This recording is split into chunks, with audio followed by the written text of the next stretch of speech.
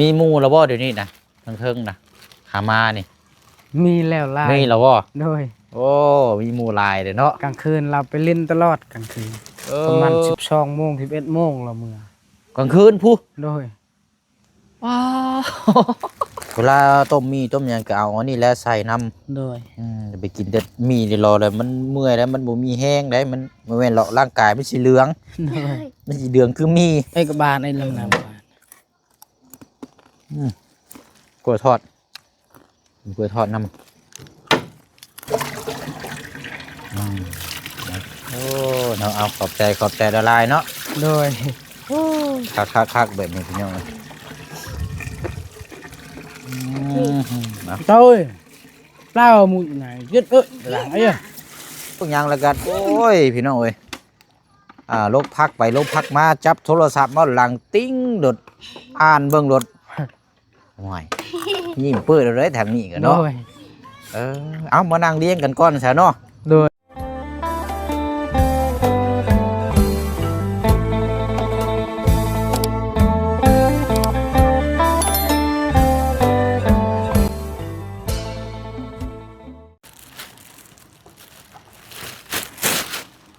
เนาะมีหมู่แล้วบ่เดี๋ยวนี้นะทั้งเทิงนะขามานี่มีแล้วล่ะมีแล้วบ่โดยโอ้มีหมู่หลายเด้อเนาะกลางคืนเราไปเล่นตลอดกลางคืนอยู่ใช้น่ะเฮ็ดได้นะเล่นแถวนี้แหละประมาณ12 โมง11 โมงเราเมื่อกลางคืนผู้โดย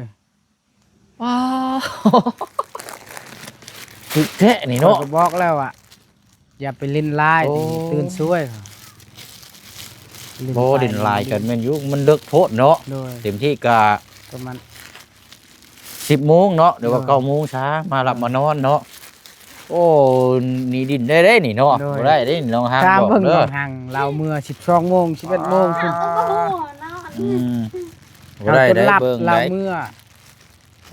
เบิ่งน้องเบิ่งนุ่งได้เฮ้ยเนาะบ่แม่นหรอกมันลิ้นเลิกแล้วก็นึงมาก็ยันว่าความปลอดภัยเนาะแต่เวลาคันว่าเฮาย่างมาพี่แล้วเนาะเราย่างมาคนเดียวอีก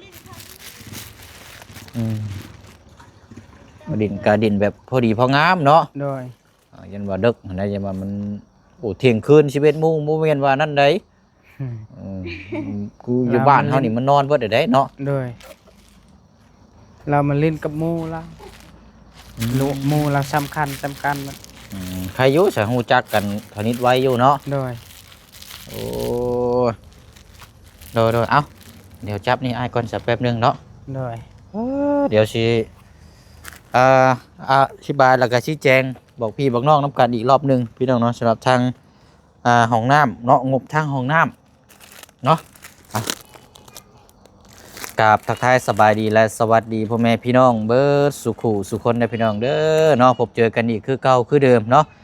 จบจากคลิปที่แล้วกันเทินที่แรกนึกว่าสีกลับแล้วพี่น้องแต่ว่าเขามีแนวเรื่องเล่าจะมาพูดมาคุยแล้วก็มาแจ้งหับหูน้ำกันก่อนเนาะมืดกระยามันพี่น้องก็ได้ว่าเรื่องงบห้องน้ำเนาะเรื่องงบห้องน้ำนี่ผู้เชี่ยวจะแจ้งพี่น้องน้ำกันอีกเนาะเพราะว่าพี่น้องซีก็คอมเมนต์มาว่าผู้เชี่ยวนะว่ากำกำกึ่งจักสิว่าในใดมันกำกำกึ่งอะไรพี่น้องคือมันบ่มีเนาะก็สิให้ว่าตรงจังใดคือหลังคานี่สังกะสีนี่ยังบ่ทันได้มีพี่น้องบ่เสียงว่าตรงๆเลยตัวนี้แล้วก็ทรายตัวนี้งบตัวนี้ก็ยังบ่ทันได้มีนี่ทรายตัวที่ว่ามันขาดนี่นะเพราะว่าเฮาสั่งทรายมาแล้วผิดแหละค่ะเฮาสิเอาไปคืนนี่ก็มันก็บ่คักปานใดแล้วพี่น้องเนาะเฮาว่าบ่อยากคนเว้ายากแน่มีแต่ว่าตัวนี้เฮาก็ได้ใช้คือกันนะแต่ว่าเฮาบ่ได้ใช้ก็อีกนึงเฮาก็ได้ใช้อยู่แต่ทรายสาบนะเฮาก็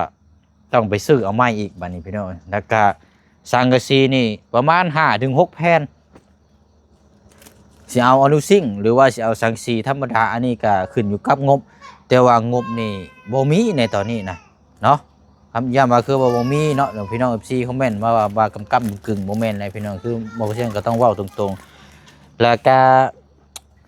ทั้งโทรส่วมกับโทร BBC นั่นทั้งงบนั่นมาแล้วพี่น้องเนาะทั้งอันนี้สาเพิ่นฝากมาแล้วไม่ได้ว่าบ่เชิงสิไปซื้อแล้วมามอบให้ทางสร้างนะเพิ่นดำเนินการต่อเนาะเพราะว่าตอนนี้นะมีแต่งบนั่นมีแต่เตรียมไว้ให้ค่าสร้างอย่างเดียว ถ้าเป็นอุปกรณ์ขาดกระปกกระแป๊กนั่นก็เบิดแล้วพี่น้องพอบ่เสี่ยงก็จกเอาเงินส่วนโตวนำแน่ใส่ซื้อขาดบ่ต้องต้องแต่งแล้วก็ซื้อน้ำซื้อในมาฝากทางช้างนำแน่เนาะซื้ออยู่ซื้อกินคือเข้ามาสิก็ซื้อของฝากของต้อนมาให้น้องเพิ่นให้ได้พี่น้องเนาะเอาแจ้งพี่แจ้งน้องนำกันประมาณนี้แล้วพี่น้องเด้อเนาะแล้วก็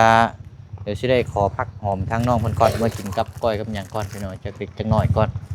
ให้น้องสอนบ่ บ่แม่น ไผคนในบ้านบอก โดย เบิ่งก่อนกล้วยทอดเปิดแสบตาพี่น้องจักเป็นไหมครับไปเปลี่ยนหลังคามาใหม่กี่นั่นเขาตาพังหอมจะยังลายอยู่บ่ล่ะ โดยยังไร ขอพังหอมเลยเด้อเอาไปแค่ได้เอาไปเลยได้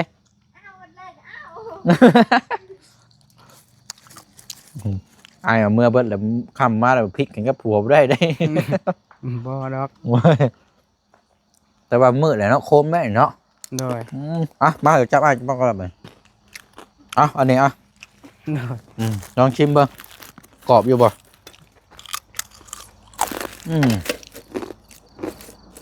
ลองชิมลองอันนี้เบิ่ง แคบบ่ โดย แล้วใช่เนาะเสียงไผไอนะตื่นแล้วบ่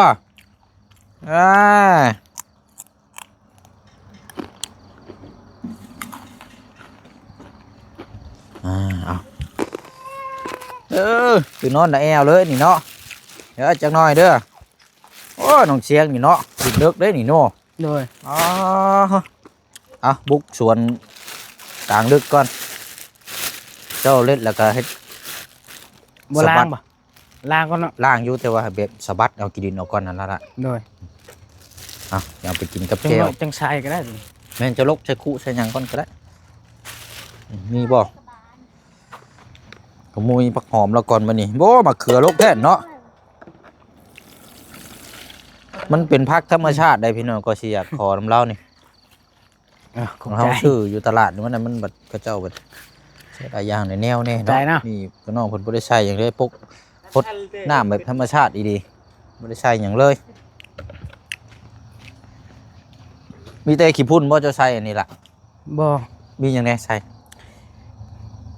บ่ได้ใช้หยังเลย แบบว่าปลูกธรรมชาติเลยมันบ่ โดย โอเคฉะนั้นแหละอาจจึงได้อยากขอนะ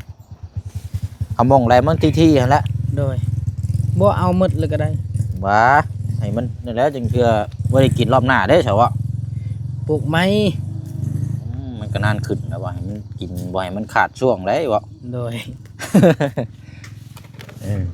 เอามองที่โลกออกแล้วมองห่างกะไว้ให้มันกกมันใหญ่ โดย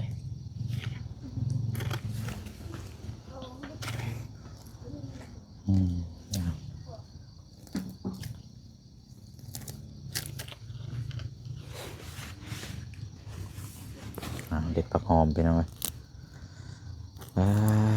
ขับมือเนี่ยจังหน่อยสอนแต่ไพ่เนี่ยเดี๋ยวหาเนี่ยมาจีเด้อ โดย ได้แล้วบ่มุกมันสุกแล้วบ่ ยัง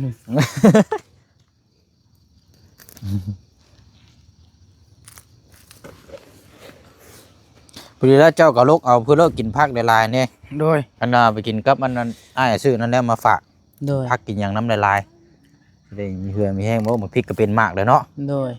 ใช่ เด้ โดย ผักได้ฮะเอาได้เล็ดแล้วก็เอาไปกินน้ำชมเจ้า โดย เวลาต้มมีต้มหยังก็เอาอันนี้แล้วใส่น้ำ โดย จะไปกินแต่มีเดี๋ยวรอเลยมันเมื่อยแล้วมันบ่มีแห้งได้มันบ่แม่นหรอกร่างกายมันสิเหลือง โดย มันสิเหลืองคือมีเหลืองคือเส้นพลักยังกินมีบ่ตกแล้วก็หาเอามาปลูกไม้เนาะมองอะไรมันว่างบ่ช่วงนี้อากาศหนาวนะพักนะปลูกงามง่ายอยู่ดอกพักอยู่บ่แม่นพอเราบ่คุดหลายเอาไว้ให้มันกินอีกมันใหญ่ก่อนผักธรรมชาติพี่น้อง แซ่บผักนี่ สูตรได้ผักหอม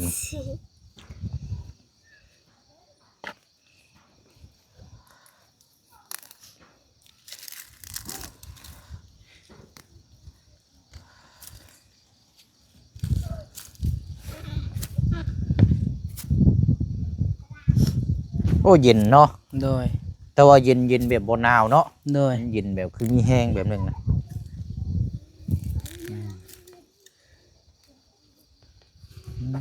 ม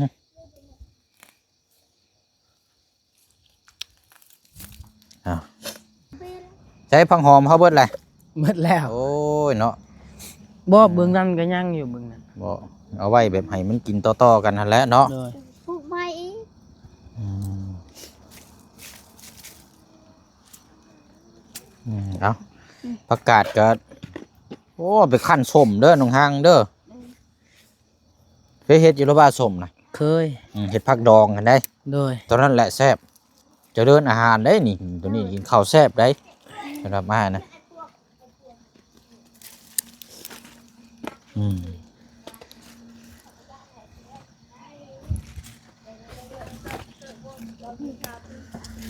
เอาเด็กนะก็เอาไปขั้นชมแต่ว่ามันเหงาใหญ่ไปเช่ยแหละมันนั่นเนาะ โดย ตัวนี้มันยังสั่นในพักชลัดบ่ แม่นมันยังบ่ใหญ่อยู่ เนาะมันยังเป็นขะแยอยู่นี่เนาะ โดย มันเป็นผุยอยู่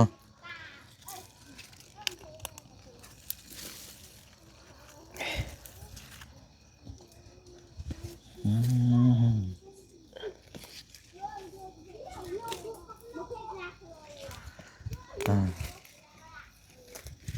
อันหาประกาศซองมาวาดน้ำเจียงเด้อ โดย ประกาศซองคืออันน่ะอิหยังก็อยู่ทางน้องอ่อนน่ะได้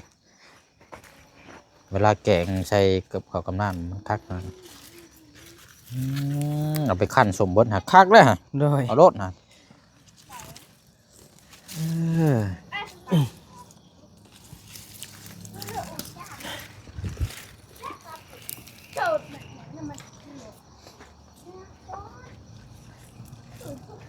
คักและดินนี่ปลูก เนาะบ่คันว่าเฮาดูแลก็คักยังสิงามดินอันนี้นี่ โดย ดินมันปลูกผักพวกนี้น่ะมันปลูกผักง่ายงาม ได้แล้วเนาะ เออผักอันนี้ก็เดี๋ยวแบ่งให้อ้ายหน่อยหนึงก็ได้บ่ได้ บ่ กินหลา เฮาย หร บ่ อก กินแล้ว เอาบ่เลยบ่ โดย อ๋อมันเป็นหนึ่งต้มเลยแบบนี้เนาะ โดย ไปซะผักธรรมชาติพี่น้อย เรียวหังเอ้ย ล่างเนาะ เมาย่อเปิดเอา ใช้เอามาพี่ก่อนก็ได้เล็ดห่างมันเนาะตัดห่างมันออกแล้วก็อันนี้ เมาไว้เปิดเอา ใช้มันแก่เขาหนึ่งไร่แล้วบ่ เอ้มาพี่พี่พลักนะมาพี่ก่อนบ่ได้เห็นได้มือนี่ ชอบเลยอยู่แกะไว้ แน่คอนไฟนะฮะเนาะใช้ ชั่วเปิดเอาแน่ เยอะ น่า เดือนยิ้มเลย แกะไว้ เนาะ เนาะตานึงมันชวน มาบายในมือนะมามาอาบน้ำเด้ออาบน้ำเด้อ จุดตากได้ช่วยเลยเมื่อกี้ คอนไพ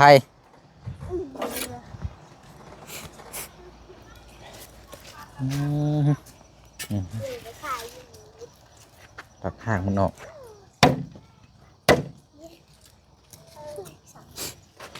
คือว่าปลูกธรรมชาตินี่คือว่าใหญ่เนาะ โดย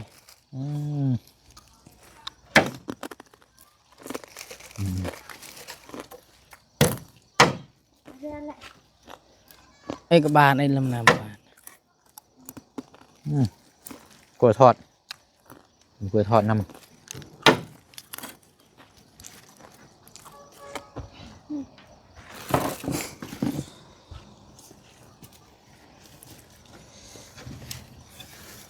จ่อเล่นได้บนเนี่ยไหนบ่ น้ำก็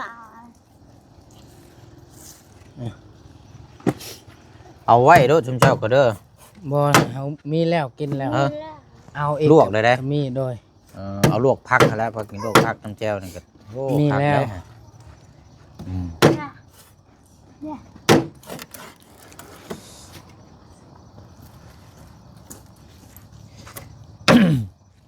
มันอ่อนๆสนี่คักแล้ว หาผักกาดช่องกาดช่องมาปลูกไว้ โดย เป็นดอกนะโอ้หมูแดงนี่เลิกอีกได้วนี่โน่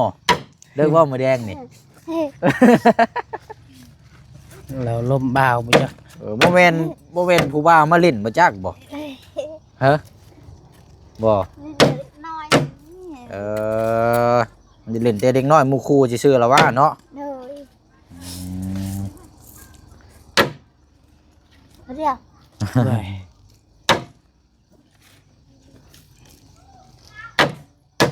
ยังไปดินบ่าวโหเนาะ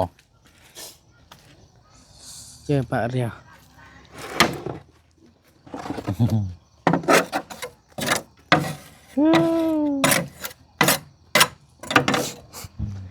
ไปล่างบ่บัดนี่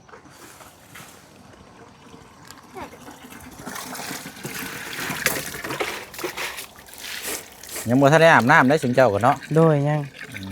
เอาเดี๋ยวก็ขออยู่ค่ำมืดน้ำในเด้อมื้อนี้เด้อ โดย บ่ติบ่ว่ากันแล้วว่าเนาะ บ่เป็นยัง เป็นยัง แห้งมากแล้ว ยันว่าเมื่อลมมันจมโอ้บ่ได้เด้โน่ บ่ บ่กล้ามาเด้เฮา ทีมงานอ้ายเข้าเฮาก็ดีใจแล้ว เอาทำมือน้ำกันแน่เนาะนานๆทีเนาะ มือรั่วจืบน้ำจืบบาลำ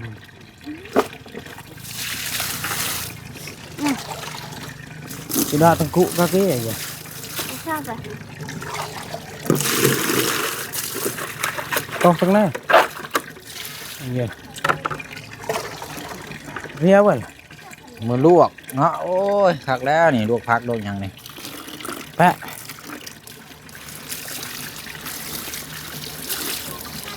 สองที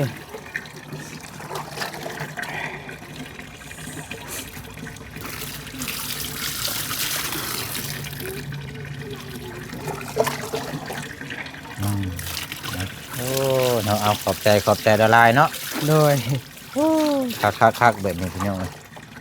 แบบนี้แหละเนาะสิ่งที่เฮาอยากเห็นได้หลอกโซลาร์เซลล์มาตั้งไว้นี่หลอกเรื่องนี้โอ้มึงพักมันยังได้นี่หน้าบ้านนี่ เรียวเฉลิมใจกูเจาะดาวนี่ ตัวตาย ต้องหอมมันเอาแวงไว้เด้อ โดย มันลายพ่นบ่ได้ได้กินบ่เบิดได้พักธรรมชาติเนาะ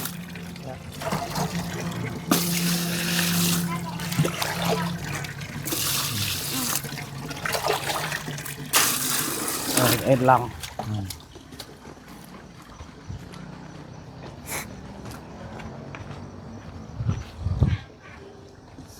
เอาเนาะพี่น้อยเนาะก็นี่แหละน้ำในเนาะโอ้ยสะดวกสบายถ้าว่าเรื่องน้ำนี่ก็จะกินอะไรได้พี่น้องโรคพักมากก็สิแล่นหาน้ำอีกก็พอเฮงนี่เขามีน้ำมีในกับใครแน่บัดนี้พี่น้องเนาะผมขอบใจทางเอื้อยอนิสาเนาะพร้อมครอบครัวติดต่อน้ำให้พี่น้องเนาะ เจาะได้ไหมน่ะ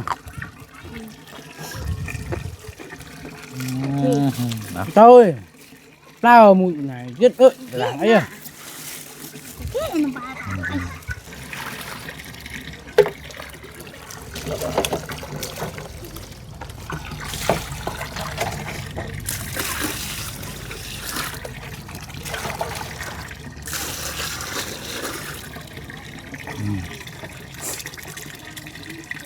บาคิต้านะ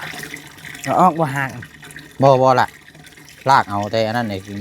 พวกห้างนี่มีวิตามินได้ โดย ล่างคักๆเห็นบอกเขาเจ้าเฮ็ดนั่นน่ะแจวจิ้มมันยังมีแต่เอาแต่หากมันต่ำ โดยบ่เฮาก็เฮากินหมดแหละห่าง หากมันน่ะมีวิ แซ่บ ตามินได้โดยบ่แต่เฮาล้างให้มันสะอาดให้น้ำละลายล้างแล้วก็ เนี่ยน้ำตกบาร์บีคิว ใส่ถุงเดียวกันเลยก็ได้แล้วคุณเจ้าก็แวงไว้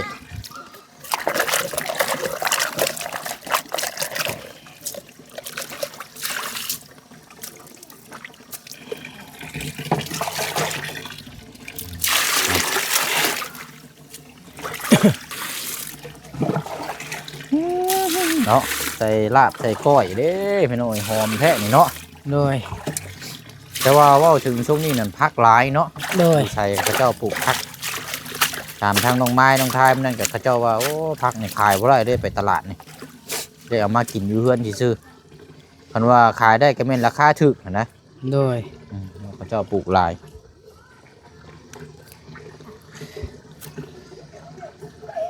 อยากปลูก มันมีดินปลูก อืม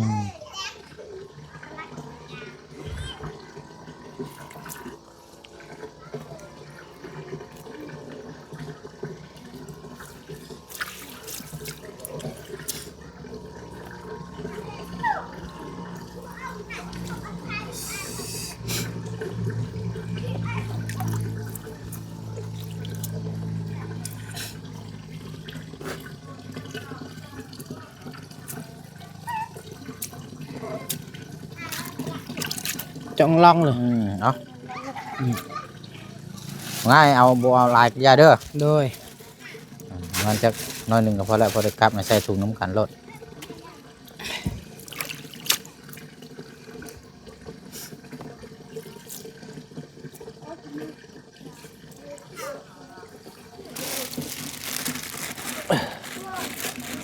นอนเมียดนะกันนะ เตียลุ นะเอาละพอแล้วหลาย บ่และอายเอามือหมดตัวนี้ เอามันกินเบิดบ่เฮ้ย เฮายานมันอันนั้น เอาบ่แล้วนี่เด้กินกับนี่เด้ชมเจ้ากับแบ่งกันให้แล้วเห็นบ่ เฮาเอาอีก บ่เอาอันนี้แล้วมันหลายโพดแม่นว่ามื้อกินกับ2คนหนึงกับบ่บุญ2คนหนึง โดย ว่าทีมงานกับมืออะไรเอาไว้ให้แล้ว โดย อืมอืม ไอ้ไอ้นุ่มช่วยนะ พอแล้วเด้อเอาลวกใส่ในเด้อน้องห้างเด้อพอแล้วเอาออกมาพอแล้วมัดถุงเด้อบัดไปเอาไว้กินชมเจ้านะ อันนี้นั่งก็อย่างนั้นนั่นเลยไป ยันมันอันนั้น มันมีตู้เย็นย่ามนั่นน่ะ ยันมันหยังนะ ฮะ มัน ย่าน มี ยัง ตู้เย็นใส่ ยันมันดู บู บู ด ด ก็กินน้ำแล้วเห็นบ่เนาะกินน้ำแล้วเฮ้ย đông này อืม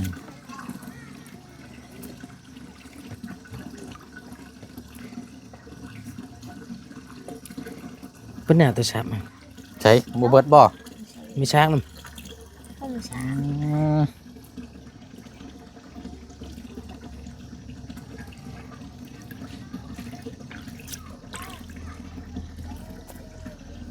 มขำมืดแล้วมื้อนี้